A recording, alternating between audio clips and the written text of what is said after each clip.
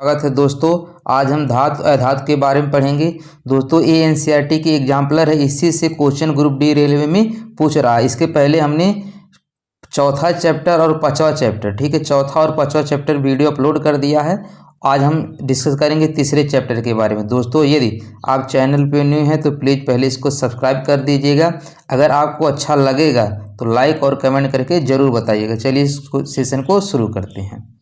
तो दोस्तों पहला क्वेश्चन है कि धातुएं निम्नलिखित में से कौन सा गुणधर्म नहीं दर्शाती। बताना है कि जो धातुएं होती हैं कौन सा गुणधर्म नहीं दर्शाती हैं। तो भाई धातु है तो विद्युत का चालकता उसमें होता है। भाई अगर धातु है तो उसमें विद्युत प्रवाहित होगा। ध्वनिक प्रकृति यानी उसमें जब पीटने पे आवाज़ करती है, ठीक है, जो धातु हो तो पीटने पे आवाज़ करती है। उसके बाद तन्यता। अब तन्यता के बारे में देख लीजिए। धातु का वह गुण जिसके कारण हम उसको पतले तार के रूप में खींच सके। किसके रूप में? तार के रूप में। वो क्या हो जाती है? तन्यता। अब यहाँ लिखा है द्युतिहीनता, ठीक है। क्या पूछा है यहाँ? द्युतिहीनता यानी उसमें चमक ना हो, ठीक है। द्युतिहीनता मतलब क्या होता है? उसमें चमक ना हो, ठीक है। तो धातुएं में चमक होती है। द्युतिहीनता मतलब जिसमें चमक ना हो। ये किसका गुण होता है? अधातु का, ठीक है। द्युतिहीनता मतलब क्या होता है? जिसमें चमक ना हो। तो धातुएं में चमक होती है। तो कौन सा इसका ऑप्शन कौन सा सही हो जाएगा दोस्तों? इसका हो जाएगा हमारा ऑप्शन नंबर सी, ठीक है। यानी धातुएं में चमक होती है, इसमें द्युतिहीनता मतलब चमक नहीं होती है, ठीक है। चलिए देखते हैं अगला क्वेश्चन। अगला क्वेश्चन है दोस्तों कि धातुओं के पतले तार खींचे जाने के गुण को क्या कहा जाता है। अभी दोस्तों बताए हैं कि धातुओं के पतले तार किसके रूप में? पतले तार के रूप में किस में खींच सकते हैं? किस गुण के कारण? तन्यता के कारण। किसके कारण? तन्यता के कारण।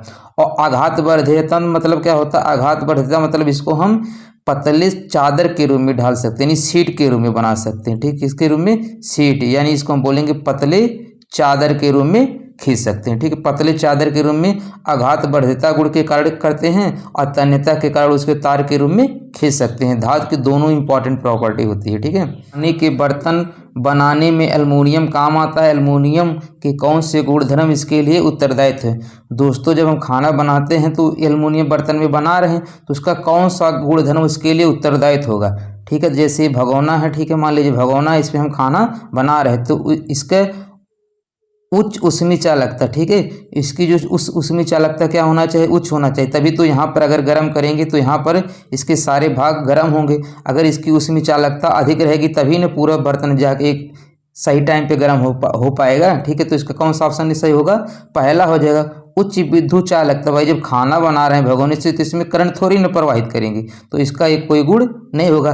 तन्यता, भाई जब खाना इस एल्युमिनियम वाले बर्तन में बना रहे हैं तो इसको हम तार के रूप में क्यों खींचेंगे? जब क्योंकि यहाँ कहा है खाना पकाने के लिए, ठीक है, तो ये भी इसका गुण नहीं होगा। उच्च गलनांक, भाई इस बर्तन का क्या होना चाहिए? गलनांक उच्च होना चाहिए, नहीं तो थोड़ा सा ही गर्म करेंगे क्या होगा? बर्तन पिघल जाएगा। यानी कौन कौन से गुण हो जाएंगे इसके? पहला और चौथा, पहला और चौथा। तो दोस्तों कौन सा ऑप्शन सही हो जाएगा? डी वाला हो जाएगा, पहला और चौथा। चलिए देखते हैं इसका अगला क्वेश्चन। अगला क्वेश्चन है दोस्तों कि निम्नलिखित में से कौन सी धातु ठंडे तथा गर्म जल से क्रिया नहीं करती? पूछा है धातु ठंडे तथा गर्म जल से क्रिया नहीं करती है। दोस्तों इसको आप तभी समझ पाएंगे जब आपको सक्रियता श्रेणी याद रहेगा। तो सक्रियता श्रेणी हम बता रहे, देखिए ये होता है यहाँ से केदारनाथ का माली, ये सब नीचे है इसके। आलू जरा फीका पकाता है, ठीक है। उसके बाद होता है कोर्ट है, AHG मरकरी, कोर्ट है आपका, यानी AU, ठीक है। उसके बाद फिर होता है AG, उसके बाद PT प्लेटिनम होता है। अब देखिए ऊपर की जो धातु होती है, ठीक है, केदारनाथ का, यहाँ के CA रहेगा दोस्तों, यहाँ CA रहेगा। केदार, इसको ऐसे याद करें, केदारनाथ का माली आलू जरा फीका पकाता है, कोर्ट है आपका, ठीक है। तो जो ऊपर के तीन धातु होते हैं, ठीक है, ऊपर के जो तीन धातु होते हैं ये ठंडे जल से रिएक्शन करते हैं। कैसे करते हैं? ठंडे जल से। किससे करते हैं? ये ठंडे जल से करते हैं। किससे करते हैं? ये ठंडे जल से क्रिया करते हैं। और ऊपर के जो, ठीक है, ऊपर के दो हैं ये बहुत तेजी से करते हैं। ऊपर के जो दो तत्व हैं, जो एलिमेंट है, क्या करते हैं? बहुत तेजी से अभिक्रिया करते हैं ठंडे जल से, और नीचे वाला थोड़ा से कम थोड़ा सा कम करता है अभिक्रिया, ठीक है। लेकिन ये तीनों किससे करते हैं, ठंडे जल से। और जो मैग्नीशियम होता है ये किससे करता है दोस्तों, ये गर्म जल से करता है। किससे करता है, गर्म जल से करता है। और जो एल्युमिनियम, जिंक और ये यानी आयरन, ठीक है, फेरस, ठीक है, एल्युमिनियम, जिंक और जो आयरन होते हैं ये गर्म, ये उससे भाप से करते हैं। किससे करते हैं, वाष्प से, यानी भाप से कर सकते हैं, ठीक है। ये किससे क्रिया करते हैं, वाष्प से। तो इसमें पूछा था ठंडे धातु ठंडे तथा गर्म जल से कोई क्रिया नहीं करता, ठीक है। ठंडे और गर्म जल से क्रिया कौन नहीं करता, तो देखिए इसमें आपका पोटेशियम है, पोटेशियम ऑप्शन ने दे दिया, सोडियम, ठीक है, सोडियम भी नहीं दिया, कैल्शियम, कैल्शियम तो भाई ठंडे जल से क्रिया करता है, यानी कैल्शियम नहीं होगा, सोडियम भी नहीं होगा। तो ये इसमें देखिए वाष्प से, ठंडे तथा गर्म जल से अभिक्रिया कौन नहीं करता है, हमारा Fe होगा, ठीक है। कौन होगा, Fe। ये किससे अभिक्रिया करता है, वाष्प से अभिक्रिया करता है। उम्मीद कर रहे हैं दोस्तों आपको इस समझ में आ गया होगा, ठीक है। चलिए देखते हैं अगला क्वेश्चन। अगला क्वेश्चन है आयरन तथा भाप की लंबी समय तक, ठीक है, आयरन तथा भाप की लंबी समय तक अभिक्रिया से आयरन का निम्नलिखित में से कौन सा ऑक्साइड प्राप्त होता है, ठीक है। आयरन तथा भाप की, भाप मतलब देखिए जैसे Fe है, ठीक है, भाप मतलब ये पानी ही तो होगा, क्या होगा, पानी। तो जो अभिक्रिया करता है ये बनाता है Fe3O4 बनाता है, क्या बनाता है, Fe3O4 बनाता है, ठीक है। तो कौन सा ऑक्साइड प्राप्त होता है, Fe3O4 बनाता है। तो यहाँ पर बैलेंस कर लीजिए, यहाँ पर 3 A है तो यहाँ पर आप 3 से गुणा कर लीजिए, ठीक है। यहाँ पर ऑक्सीजन कितना है, ये 4 है, यहाँ पर साथ में ये भी बनेगा, ये Fe3O4, ठीक है। तो यहाँ क्या बनेगा, Fe3O4। आपको पूरा रिएक्शन आउट भी बनता है, तो बस आपको ये ध्यान रखना है कि जो आयरन है ये भाप से क्रिया करके क्या बनाता है, Fe3O4 बनाता है। चलिए देखते हैं इसका अगला क्वेश्चन। अगला क्वेश्चन है क्या होता है जब कैल्शियम को जल के साथ अभिकृत किया जाता है, ठीक है। क्या होता है जब कैल्शियम को जल के साथ अभिकृत किया जाता है, आइए बताएं। आपको याद होना चाहिए दोस्तों, रिएक्टिव सीरीज केदारनाथ का माली। अब यही कैल्शियम के बारे में देखिए, ऊपर बताए हैं कि कैल्शियम जो होता है ठंडे जल से अभिक्रिया करता है, लेकिन धीमी गति से करता है। यह जल से क्रिया नहीं करता भाई, ये जल से क्रिया करता है, ठीक है। ये जल से क्रिया नहीं करता, ये क्या होगा, गलत होगा, ठीक है। यह जल से प्रचंड क्रिया करता है भाई। ऊपर वाले दो बताए थे ये तेजी से क्रिया करते हैं, ठीक है, ऊपर वाले तेजी से करते हैं और कैल्शियम क्या होता है, थोड़ा धीमी से करता है। तो ये भी क्या हो जाएगा, गलत हो जाएगा। यह जल से कम, ठीक है, यह जल से कम प्रचंड क्रिया करता है। यह कम प्रचंड मतलब ये धीमी गति से क्रिया करता है, ठीक है, कैल्शियम। तो ये क्या हो जाएगा, सही हो जाएगा। बने हुए हाइड्रोजन गैस के बुलबुले कैल्शियम की सतह पर चिपक जाते, ये भी क्या है, सही। यानी तीसरा और चौथा कौन सा सही हो जाएगा, इसका डी वाला ऑप्शन क्या हो जाएगा, सही हो जाएगा। ध्यान रखिएगा दोस्तों, ये तीनों जो है ठंडे जल से क्रिया करते हैं, मैग्नीशियम गर्म जल से क्रिया करता है, इसके नीचे जो तीनों होते हैं वो वाष्प से क्रिया करते हैं। अगला क्वेश्चन है धातुएं सामान्यतः अम्लों से क्रिया कर लवण तथा हाइड्रोजन गैस देती हैं, निम्नलिखित में से कौन सा अम्ल धातुएं Mn और Mg के अतिरिक्त से अभिक्रिया कर हाइड्रोजन गैस नहीं देता है। दोस्तों इसमें कहा कि अम्लों से अभिक्रिया कर लवण तथा हाइड्रोजन गैस देता है। कोई भी धातु होगा, ठीक है, कोई भी धातु होता है वो अम्ल से अभिक्रिया करके वो क्या देता है, लवण बनाता है और हाइड्रोजन गैस बाहर निकलता है, ठीक है। तो इसमें बताने कि कौन सा ऐसा नहीं करता, तो एक HNO3 होता है। क्या होता है, HNO3 एक ऐसा अम्ल होता है जो धातु से अभिक्रिया करके लवण और हाइड्रोजन गैस नहीं देता। कौन होगा, HNO3। HNO3 का प्रयोग कहाँ किया जाता है दोस्तों, एक्वारेजियम कहा जाता है। कहाँ किया जाता है, एक्वारेजियम किया जाता है, ठीक है। आइए देखते हैं इसका अगला क्वेश्चन।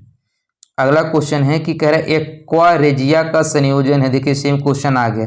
तो दोस्तों एक्वारेजिया का जो संयोजन होता है वो क्या होता है, HCl होता है। कितना होता है, HCl होता है और दूसरा HNO3 होता है, ठीक है। और ये HCl में देखिए यहाँ पर ये 3 शब्द है, तो इसका रेशियो कितना होगा, 3 और 1 होगा। कितना होगा, 3 और 1। और ये दोनों किस में होना चाहिए, सांद्र में होना चाहिए। दोनों, ये भी सांद्र होता है, ये भी सांद्र होता है। तो देखिए 3 और 1 का रेशियो शब्द दिया, लेकिन सांद्र किस में है, ये भी सांद्र है, ये भी सांद्र है। तो कौन सा ऑप्शन सही हो जाएगा, इसका सी वाला क्या हो जाएगा, सही हो जाएगा। चलिए देखते हैं अगला क्वेश्चन। अच्छा दोस्तों ये आपको बताना है कि एक्वारेजिया किसके लिए प्रयोग किया जाता है, ठीक है। एक्वारेजिया का प्रयोग किसके लिए किया जाता है दोस्तों, ये सोने को घोलने के लिए, ठीक है। यानी AU जो होता है इसको घोलने के लिए हम एक्वारेजिया का प्रयोग करते हैं। ठीक है, अगला क्वेश्चन है कि निम्नलिखित में से कौन सा आयनिक यौगिक नहीं है, बताना है कि कौन सी आयनिक यौगिक नहीं है। तो दोस्तों आयनिक यौगिक कब बनता है, जब धातु अधातु के साथ मिलता है। किसके साथ मिलता है, अधातु के साथ मिलता है तो आयनिक यौगिक बनाता है। और जब सिर्फ धातु धातु के साथ मिलेगा या अधातु के साथ मिलेगा तभी दोनों केस में सहसंयोजक बंध बनते। कैसे बनते हैं, सहसंयोजक बंध बनते। इसमें पूछा आयनिक यौगिक नहीं है, यानी आयनिक यौगिक नहीं है यानी जिसमें धातु अधातु आपस में ना मिले। तो जैसे देखिए पोटेशियम है, पहला है पोटेशियम। पोटेशियम क्या होता है, K है, ये Cl है। पोटेशियम धातु होता है, क्लोरीन अधातु होता है। तो किस प्रकार का बंध बनाएगा, आयनिक बंध बनाएगा, यानी ये नहीं होगा। इसमें आयनिक यौगिक नहीं है ना पूछा है, तो ये क्या होगा, आयनिक यौगिक हो जाएगा, यानी ये नहीं होगा। HCl हाइड्रोजन और क्लोरीन, हाइड्रोजन गैस होता है, क्लोरीन अधातु होता है। तो गैस यहाँ अधातु के साथ किसी भी प्रकार का बंध नहीं बनाता, क्योंकि हाइड्रोजन का एक ही इलेक्ट्रॉन होता है। अगर इसको दे देगा एक इलेक्ट्रॉन तो ये जीरो हो जाएगा, इसके इलेक्ट्रॉन, हाइड्रोजन का इलेक्ट्रॉन क्या हो जाएगा, जीरो हो जाएगा। इसीलिए हाइड्रोजन इसके साथ कोई बंध नहीं बनाएगा। ठीक है, कोई आयनिक बंध नहीं बनाएगा, यानी ये वाला क्या हो जाएगा, सही हो जाएगा। अब जैसे CCl है, C और Cl है। कार्बन जो होता है क्या होता है, अधातु होता है। कार्बन क्या होता है, अधातु होता है। क्लोरीन भी क्या होता है, अधातु होता है। तो अधातु जब मिल जाएंगे तो कैसा बंध बनाएंगे, सहसंयोजक, यानी ये भी क्या होगा, सही हो जाएगा। देखिए सोडियम और क्लोरीन, ठीक है, क्या है, सोडियम धातु होता है, क्लोरीन अधातु होता है। तो कैसा बंध बनाएंगे, आयनिक बंध बनाएंगे, इसलिए ये नहीं होगा। इसमें पूछा था आयनिक यौगिक नहीं है, तो कौन कौन नहीं होंगे, दूसरा और तीसरा। तो कौन सा ऑप्शन सही होगा, इसका बी वाला सही हो जाएगा। चलिए देखते हैं इसका अगला क्वेश्चन। अगला क्वेश्चन है दोस्तों कि निम्नलिखित में से कौन सा गुणधर्म सामान्यतः आयनिक यौगिक के द्वारा प्रदर्शित नहीं किया जा सकता। ठीक है, यहाँ पूछा नहीं किया जा सकता। ठीक है, आयनिक यौगिक जल में विलेयता, भाई आयनिक होगा तो जल में विलय होगा तो प्रदर्शित नहीं करता है। ठीक है, पूछा क्या, प्रदर्शित नहीं करता, ये जल में विलेयता होता है, ये तो सही है। ठीक है, ठोस अवस्था में विद्युत की चालकता, भाई आयनिक यौगिक है तो आयन तभी बनेंगे जब वो क्या होंगे, जल में घुलित होंगे। ठीक है, तो ठोस अवस्था में विद्युत की चालकता, यही इसका क्या हो जाएगा, सही हो जाएगा। ये गुण प्रदर्शित नहीं करता तो कौन हो जाएगा, ठोस अवस्था में विद्युत की चालकता। ठीक है, आयन होंगे तो गलित अवस्था होना बहुत जरूरी है, तो कौन सा ऑप्शन से हो जाएगा, बी वाला। और उच्च को गलना कौन क्वथनांक होते ही हैं। चलिए देखते हैं इसका अगला क्वेश्चन।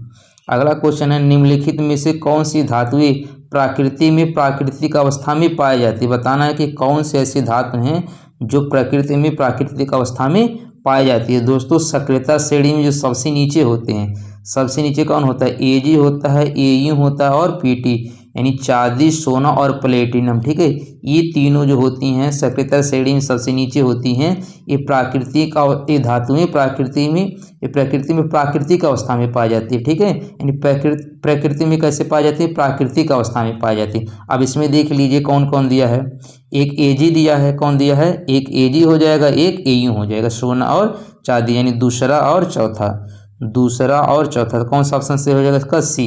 ठीक है, सक्रियता श्रेणी आप याद कर लीजिए।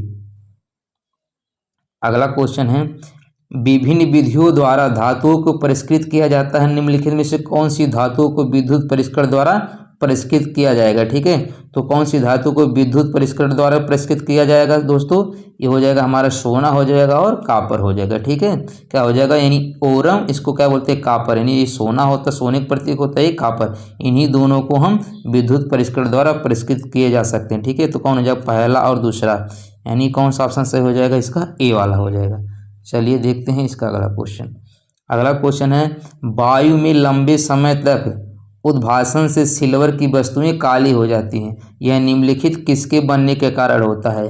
तो देखिए दोस्तों, ये सिल्वर जब सल्फर के संपर्क में आता है तो क्या हो जाता है, काली हो जाती है। तो सल्फर किस में लगा हुआ है, इसमें सिर्फ Ag2S में। ठीक है, जब सिल्वर सल्फर के संपर्क में आता है तो काली हो जाती है। तो इसमें सल्फर किस ऑप्शन में लगा हुआ है, सिल्वर के साथ, सी वाले में। तो कौन सा हो जाएगा, इसका सी वाला। चलिए देखते हैं इसका अगला क्वेश्चन। अगला क्वेश्चन है किसकी पतली परत के लेपन के द्वारा आयरन को जंग से बचाने के लिए गैल्वेनीकरण एक विधि है। तो दोस्तों इसको सबको पता होगा, किसकी परत चढ़ाई जाती है, जिंक की। किसकी परत चढ़ाई जाती है, जिंक की।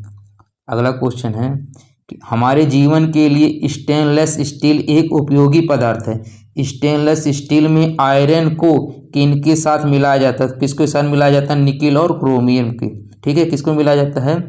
आयरन के साथ मिलाया जाता है निकिल को और क्रोमियम को।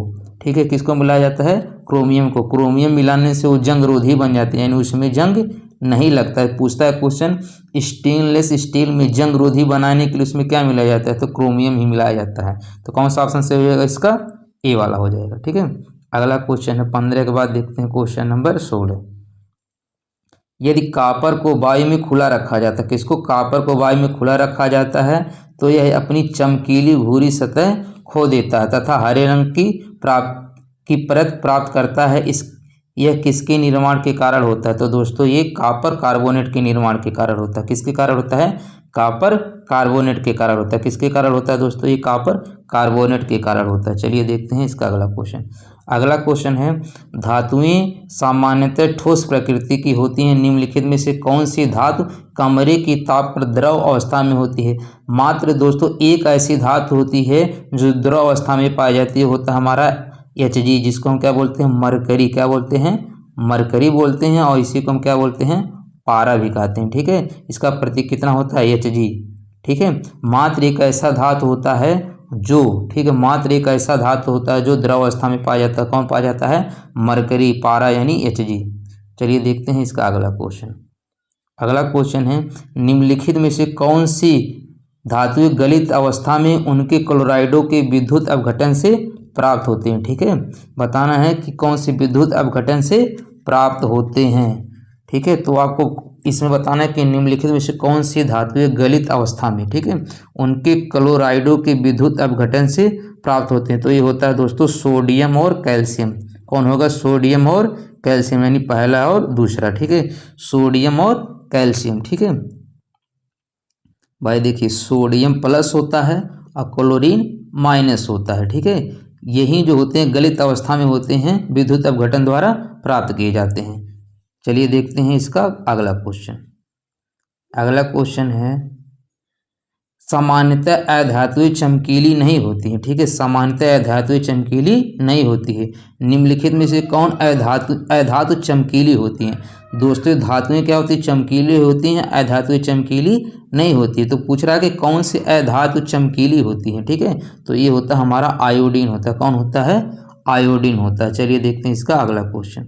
अगला क्वेश्चन है, निम्नलिखित 4 धातुओं में से कौन सी उसके लवण के विलयन से अन्य 3 धातुओं द्वारा विस्थापित की जा सकती हैं? ठीक है, अब इसमें 4 धातुएं दिया है, तो बताना है कि इसमें से अन्य 3 धातुओं द्वारा, ठीक है, अन्य 3 धातुओं द्वारा एक को विस्थापित किया जाएगा। तो ऊपर वाला जो तत्व होगा, ठीक है, ऊपर वाला नीचे वाले को क्या कर देंगे? विस्थापित करते हैं।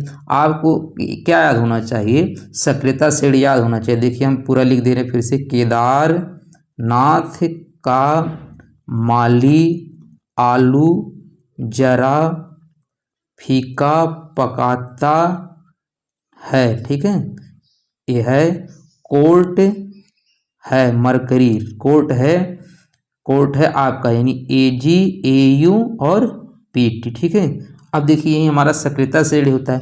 ऊपर वाला तत्व क्या करेगा? नीचे वाले को विस्थापित कर देगा। अब देखिए इसमें कौन कौन ऊपर है, कौन सबसे नीचे है? जो सबसे नीचे होगा उसी को ऊपर वाले क्या करेंगे? विस्थापित कर देंगे। तो इसमें सबसे नीचे कौन आएगा दोस्तों? इसमें कापर आ रहा है। सबसे नीचे कौन आ रहा है? कापर। अब देखिए Mg इसके कापर के ऊपर है Mg। ठीक है, उसके बाद Ag, अच्छा देखिए Ag भी है, अच्छा Ag हो जाएगा, तब Ag इसके क्या है? नीचे है। उसके बाद जिंक यहाँ पे है, और कहाँ है? कापर।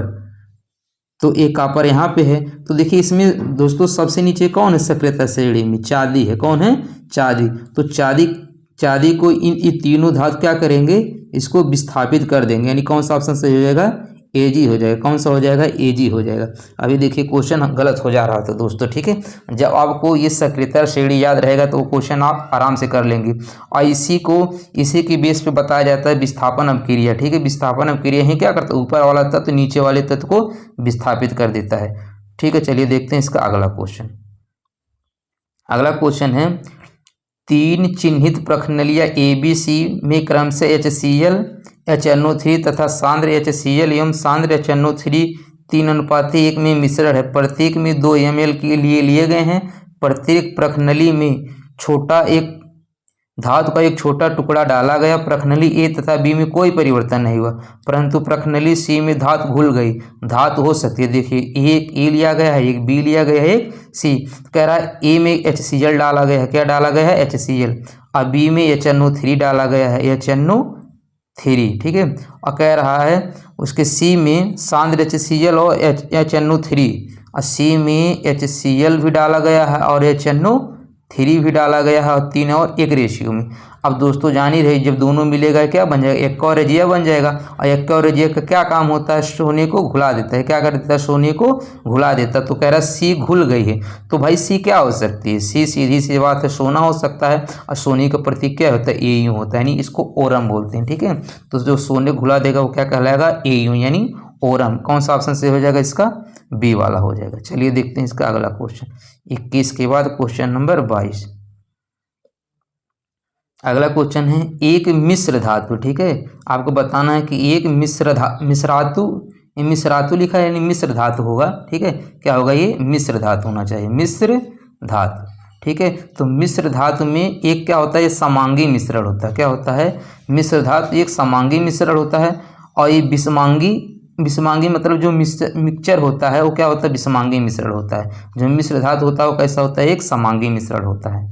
चलिए देखते हैं इसका अगला क्वेश्चन। कह रहा है एक विद्युत अपघटनी सेल बनता है, ठीक है। एक विद्युत अपघटनी सेल बनता, कैसे बनता है? देखिए एक एनोड बनेगा, एक कैथोड बनता है। एनोड क्या होता है? प्लस होता है, कैथोड माइनस होता है। तो यहाँ पर देख लीजिए, कह रहा है धनावेशित कैथोड होता है, कैथोड क्या होता है? धनावेशित। तो ये क्या होगा? गलत हो जाएगा भाई। कैथोड कैसा होता है? ऋणावेशित होता है ना, ऋणावेशित एनोड। एनोड कह रहा है ऋणावेशित होता है, क्या हो जाएगा? गलत हो जाएगा। धनावेशित एनोड, एनोड क्या होना चाहिए? धनावेशित होना चाहिए। और कैथोड क्या होना चाहिए? ऋणावेशित। तो तीसरा और चौथा सही हो जाएगा, तीसरा और चौथा क्या हो जाएगा? सही। तो कौन सा ऑप्शन सही हो जाएगा? इसका बी वाला हो जाएगा। अगला क्वेश्चन है जिंक के विद्युत परिष्करण के दौरान, ठीक कह रहा है जिंक के विद्युत परिष्करण के दौरान एक यह कैथोड पर निक्षेपित होता है। कहाँ पे होता है दोस्तों? कैथोड पे होता है। कहाँ पे होता है? कैथोड पे होता है, ठीक है। कहाँ पे होता है? कैथोड पे होता है। और जो क्लोरीन होता है वो एनोड पे होता है, ठीक है। एनोड पे क्या होगा? एनोड पे जो प्लस होता है उस पर क्लोरीन होता है, कैथोड पे जिंक होगा, ठीक है दोस्तों। इसके पहले हमने पहला, दूसरा, तीसरा चैप्टर का ये फोटो को स्क्रीनशॉट लेके, ठीक है, NCERT किताब से एक वीडियो बनाए हैं। आप वहां से पहला, दूसरा, तीसरा चैप्टर देख लेंगे, उसमें आपको पूरा ये सब फिगर भी बना है, वहां से आपको पूरा डिटेल में समझ में आ जाएगा। चलिए देखते हैं इसका अगला क्वेश्चन। अगला क्वेश्चन है एक तत्व ए मुलायम है तथा उसे चाकू से काटा जा सकता है। यह वायु के प्रति अत्यधिक क्रियाशील है, वायु में खुला नहीं रखा जा सकता। यह जल के साथ प्रचंड अभिक्रिया करता है। निम्नलिखित में से इस धातु को पहचानिए। तो दोस्तों चाकू से काटने वाली कौन सी तत्व होती है? एक लिथियम होता है, एक सोडियम होता है, एक पोटेशियम होता है, ठीक है। तो ना तो इसमें लिथियम दिया है ना तो पोटेशियम, यानी दोनों नहीं होंगे तो कौन हो जाएगा? सोडियम हो जाएगा। अब इसमें कह रहा है कि जल के साथ प्रचंड अभिक्रिया करता है। तो दोस्तों हम बताए थे कि केदारनाथ का, ठीक है, केदारनाथ का माली आलू जरा फीका पकाता। तो जो पोटेशियम और सोडियम होते हैं ये जल के साथ तेजी से अभिक्रिया करते हैं। यहाँ पर भी सोडियम आ गया, तो कौन सा ऑप्शन से हो जाएगा? बी वाला हो जाएगा। बताए थे जो पोटेशियम सोडियम होते हैं जल के साथ तेजी से अभिक्रिया करते हैं, और कैल्शियम थोड़ा इनसे धीमी अभिक्रिया करता है, लेकिन तीनों अभिक्रिया करते हैं। अगला क्वेश्चन है कि मिश्र धातु एक धातु का एक धातु तथा अथवा अधातु के साथ समांगी मिश्रण है। कह रहे जो मिश्र धातु होता है या तो धातु का धातु के साथ या अधातु के साथ समांगी मिश्रण है। निम्नलिखित में से कौन सा मिश्र धातु उसके अवयव में से एक अधातु रखती है? ठीक है, बताना है कि कौन सा एक अधातु रखती है। तो दोस्तों ये होता है स्टील, ठीक है। स्टील जो होता है एक आयरन और कार्बन से मिलकर बना होता है। देखिए वो स्टेनलेस स्टील अलग होता है, ये स्टील अलग होता है, ठीक है। तो ये किसके बना होता है? ये लोहा और कार्बन से मिलकर बना होता है। तो इसमें कौन सा, इस कार्बन क्या होता है? अधातु होता है। तो क्या हो जाएगा? इसका स्टील हो जाएगा, ठीक है। क्या हो जाएगा? स्टील हो जाएगा। अच्छा दोस्तों अमलगम के बारे में देख लीजिए। अमलगम क्या होता है?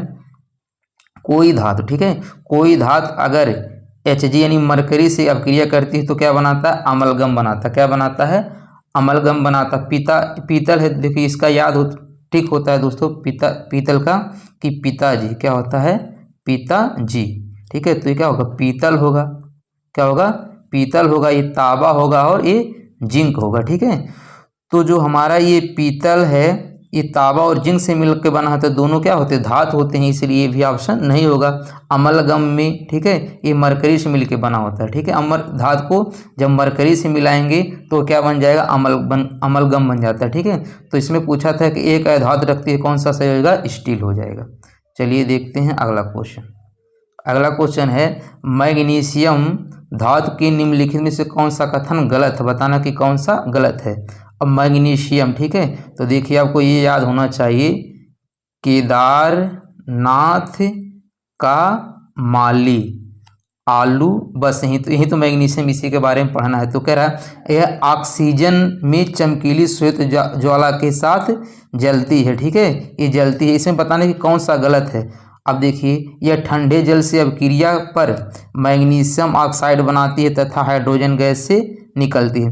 भाई जो मैग्नीशियम होता है, बताए थे, जो ऊपर के 3 होते हैं ठंडे जल के साथ अभिक्रिया करते हैं, और जो मैग्नीशियम होता है ये गर्म जल के साथ अभिक्रिया करता है। इसमें कह रहा है ठंडे जल से अभिक्रिया, क्या कह रहा है, यह ठंडे जल से अभिक्रिया कर मैग्नीशियम ऑक्साइड बनाता है। ये ठंडे जल से नहीं, ये गर्म जल से करता है। यही वाला ऑप्शन क्या हो जाएगा, गलत। इसमें पूछा था कौन सा गलत है, तो ये क्या हो जाएगा, गलत हो जाएगा। यह गर्म जल से क्रिया कर मैग्नीशियम हाइड्रोक्साइड बनाता है तथा हाइड्रोजन गैस निकलती है, सही हो जाएगा।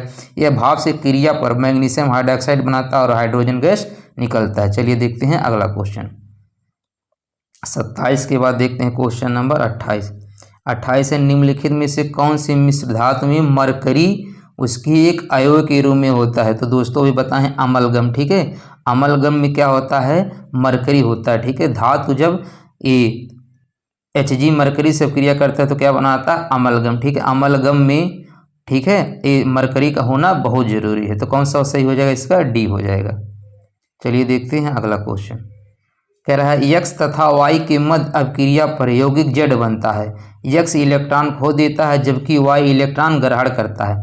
देखिए कह रहा है यक्स और वाई अभिक्रिया करके क्या बनाते हैं, जेड बनाते हैं। यक्स इलेक्ट्रॉन खो देता है तो इस पर कौन सा चार्ज आएगा, प्लस आ जाएगा। वाई इलेक्ट्रॉन ग्रहण करता है तो इस पर माइनस आ जाएगा। तो निम्नलिखित में से कौन सा गुण जेड नहीं दर्शाता, तो जेड का कौन सा गुण नहीं होगा। तो भाई इसका गलनांक जो होगा उच्च हो जाएगा, क्योंकि ये उदासीन हो जाएंगे। देखिए ये जब दोनों मिलेंगे प्लस माइनस तो क्या हो जाएंगे, उदासीन, और उदासीन का गलनांक क्या हो जाता है, उच्च हो जाता है। क्या हो जाता है, उच्च हो जाता है। अब जिसका गलनांक उच्च हो जाएगा वो उसका गलनांक निम्न कैसे होगा, तो यानी इस क्वेश्चन का जो आंसर है वो कितना हो जाएगा दोस्तों, ये निम्न गलनांक वाला कह रहा नहीं प्रदर्शित करता, यानी निम्न गलनांक। उदासीन निम्न गलनांक नहीं होता है, बाकी उच्च गलनांक होता है। गलित अवस्था में विद्युत के चालन भी होते हैं, ठोस अवस्था में पाया जाएगा। ठीक है, चलिए देखते हैं इसका अगला क्वेश्चन। अगला क्वेश्चन है दोस्तों कि 3 तत्व एक्स वाई जेड की इलेक्ट्रॉनिक विन्यास हैं। एक्स बराबर 2 8 दिया है और वाई बराबर 2 8 7 दिया है, इसका 2 8 2 दिया है। अब देखिए एक्स का वैल्यू 2 8 है, एक्स का वैल्यू कितना दिया है 2 8, यानी 2 8 तो कितना हो 10 हो जाएंगे। यानी 10 किसका प्रमाण क्रमांक होता है दोस्तों, ये होता है नियॉन का होता है। क्या होता है, नियॉन का होता है। और नियॉन अब जान रहे हैं, नियॉन क्या होता है, अधातु होता है। क्या होता है, ये अधातु होता है। उसके बाद 2 8 7 है, यानी वाई जो है 17 हो जाएगा। 17 क्या होगा, क्लोरीन होता है। क्लोरीन भी क्या होता है, अधातु होता है, ये पता होगा। क्लोरीन भी क्या होता है, अधातु होता है। और जेड 2 8 2 है तो 8 10 2 12, 12 किसका होता है, मैग्नीशियम का होता है। किसका है, मैग्नीशियम का। और ये क्या होता है, धातु होता है। क्या होता है, मैग्नीशियम धातु होता है। ठीक है, अब बताना निम्नलिखित में से कौन सा कथन सही। कह रहा है यक्स एक धातु है। भाई यक्स कहाँ धातु है, यक्स एक अधातु है, ये भी सही नहीं है। कह रहा वाई एक धातु है, वाई एक अधातु है, ये भी सही नहीं है। जेड एक अधातु है, जेड तो धातु, ये भी सही नहीं है। 3 नहीं सही है तो इसके मतलब चौथा सही है। फिर भी आप देख लीजिए, कह रहा वाई अधातु है। ठीक है, क्या कह रहा वाई अधातु है, तो वाई तो अधातु है ही। ठीक है, जेड एक धातु है, ये भी सही है। यानी हमारा कौन सा ऑप्शन सही हो जाएगा, डी वाला। चलिए देखते हैं इसका अगला क्वेश्चन। अगला क्वेश्चन है धातुएं सामान्यतः क्षारीय ऑक्साइड बनाती हैं। धातुएं क्या होती हैं, सामान्यतः क्षारीय ऑक्साइड बनाती हैं। और निम्नलिखित में से कौन सी धातु एक उभयधर्मी ऑक्साइड बनाता है? बताना है कि कौन सा एक उभयधर्मी ऑक्साइड बनाता है। तो दो तत्व होते हैं, ध्यान रखिए, आप याद कर लीजिए, एक एल्युमिनियम होता है और एक होता हमारा जिंक होता है। ठीक है, एल्युमिनियम और जिंक क्या बनाता है? उभयधर्मी बनाता है। तो इसमें देख लीजिए, एक एल्युमिनियम आया है तो क्या है? उभयधर्मी बनाएगा तो कौन सा हो जाएगा? एल्युमिनियम होएगा। जैसे इसका एग्जाम्पल होता है दोस्तों Al2O3। ठीक है, Al2O3 ये क्या होता है? उभयधर्मी होता है। क्या होता है? उभयधर्मी। आप याद कर लीजिएगा, यानी एल्युमिनियम और जिंक कैसे बनाते हैं? उभयधर्मी बनाते हैं। अगला क्वेश्चन है दोस्तों, सामान्यतः अधातु विद्युत के चालक नहीं होते हैं। सामान्यतः अधातु जो होते हैं विद्युत के चालक नहीं होते, यानी कुचालक होते हैं। निम्नलिखित में से कौन सा विद्युत का अच्छा चालक होता है?